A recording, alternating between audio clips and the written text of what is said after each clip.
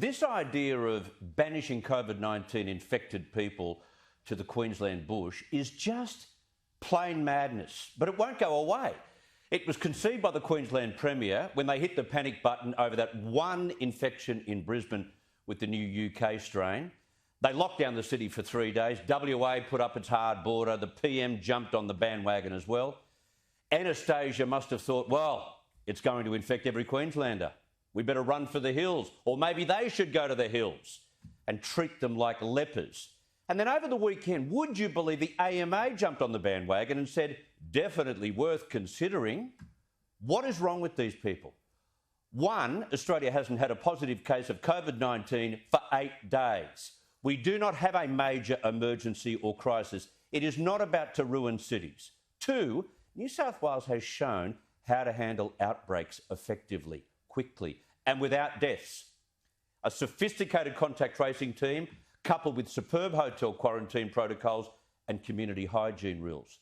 And three, it would be the greatest logistical operation since the Second World War. 3,000 staff, the setting up of a mobile hospital in woop somewhere, a lengthy transportation process that you'd hope would be fail-safe. Good luck with that. It is a stupid idea.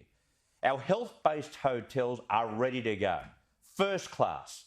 The whole test before you fly rule is now in place. We will see a reduction of quarantine infections and therefore a reduction in the chance of leaks from these hotels.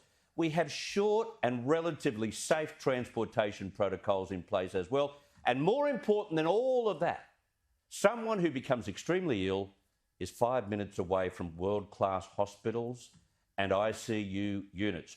Try replicating that in Gladstone. The AMA has never really been an organisation too worried about the cost of measures. It would be $1 billion plus. If the Queensland Premier had faith in her health system, her contact tracing officials, her hotel quarantine protocols, she wouldn't be giving them a second thought. And she wouldn't have the border closed to Greater Sydney still either.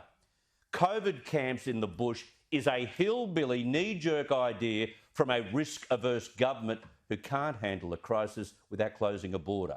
With hardly a case of COVID anywhere right now, we are the envy of the world. But this idea harks back to the primitive days of leper colonies and makes us a laughingstock.